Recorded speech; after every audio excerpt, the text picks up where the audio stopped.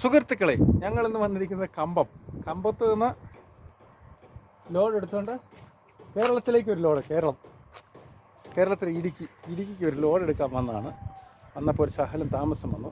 ഞങ്ങളിവിടെ നിൽക്കുകയാണ്. ഇതാണ് കമ്പത്തൊരു പെട്രോൾ പമ്പുണ്ട്. പെട്രോൾ പമ്പിനടുത്ത് ഞങ്ങൾ ഇരിക്കുന്നു. ഇവിടെയാണ്. ഇവിടുന്ന് ഇനി ഞങ്ങൾ നേരെ പോവുകയാണ്.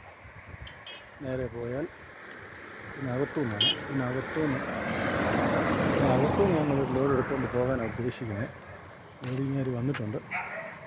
അങ്ങനെ പോകാനാണ് ഉദ്ദേശിക്കുന്നത്. നോക്കാം.